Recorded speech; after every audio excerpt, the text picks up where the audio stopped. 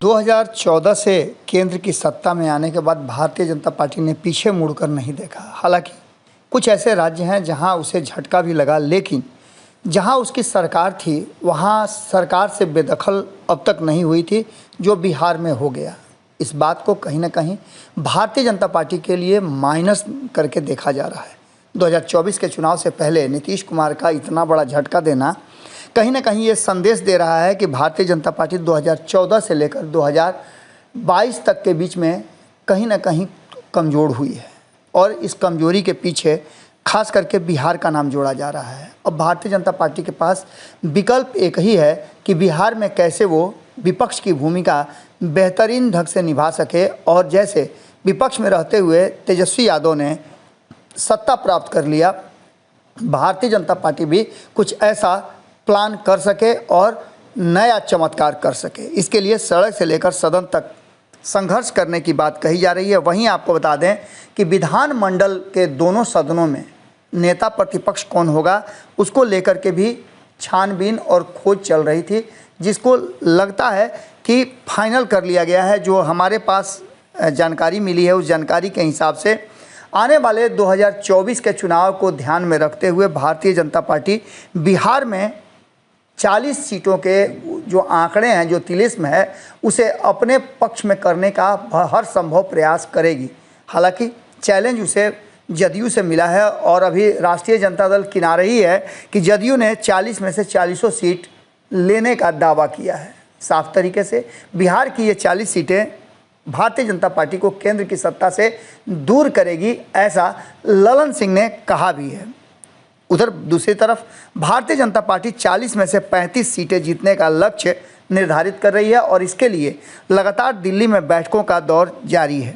बिहार भाजपा के जो विशिष्ट नेता हैं, वरिष्ठ नेता हैं, पदाधिकारी हैं, सांसद हैं, विधायक हैं और पूर्व मंत्री हैं, उन सबके साथ हमने लगातार आपको बताया कि बैठकों का दौर जारी था। केंद्रीय नेतृत्व लगातार इस मुद्दे पर काम कर रही थी। वहीं अगर आंकड़ों की बात करें तो नीतीश और तेजस्वी के साथ मांझी के आने के बाद और आने वाले समय में वाम दल के साथ कांग्रेस भी साथ में है, और मुकेश सहनी भी साथ में आने के लिए तैयारी कर रहे हैं।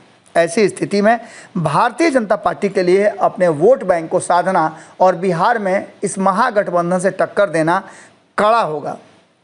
इन सब के लिए भारतीय जनता पार्टी कैसे पार पाएगी, उसकी रणनीति और योजना बना रही है। इसमें दलितों पर फोकस विशेष रूप से भारतीय जनता पार्टी कर रही है कि दलितों का वोट उसे एक मुश्त मिल जाए, जिससे कि वो टक्कर में महागठबंधन के बराबर में रहे।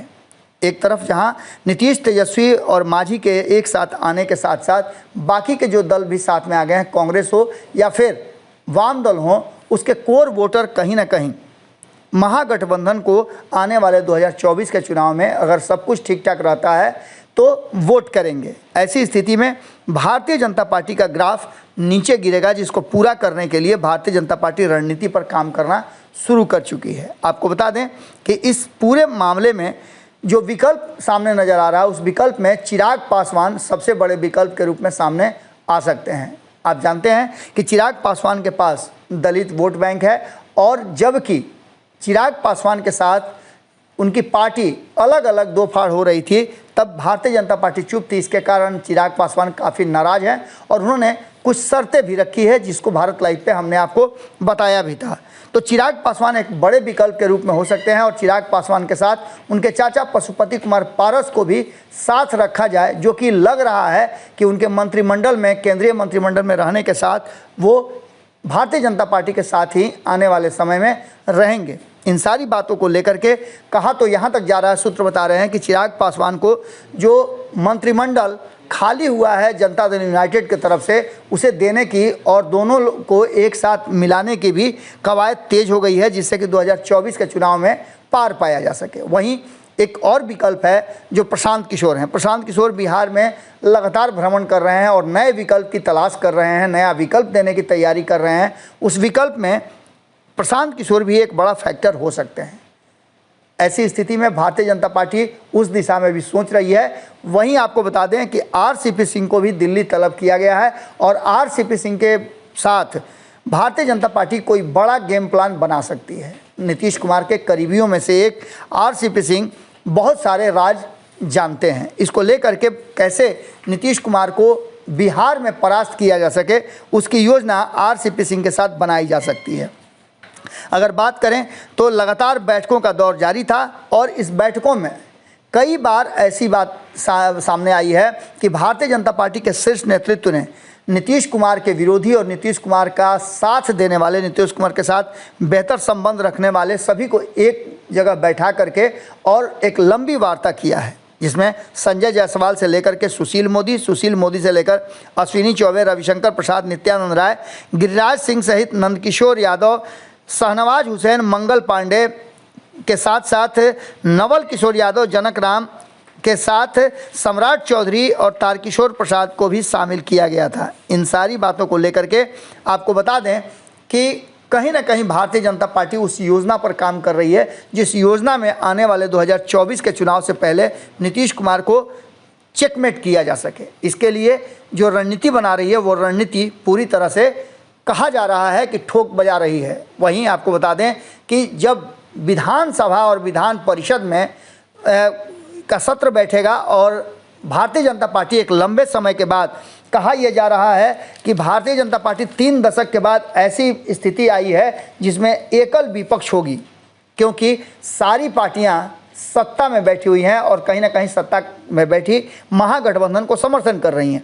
इसलिए ये बात है कि 3 दशक के बाद ऐसा होगा बिहार विधानसभा में कि विपक्ष एकमात्र भारतीय जनता पार्टी होगी और ये भी इतिहास है। इन इतिहासों को देखते हुए अगर उस दिशा में देखा जाए तो नेता प्रतिपक्ष कौन होगा दोनों सदनों में, इसकी पूरी तैयारी कर ली गई है। और नवल किशोर यादव को जहां विधान परिषद में स्थान दिया जा रहा है, वहीं विजय कुमार सिन्हा का नाम सामने आ रहा है जो विधानसभा में नेता प्रतिपक्ष की भूमिका में होंगे।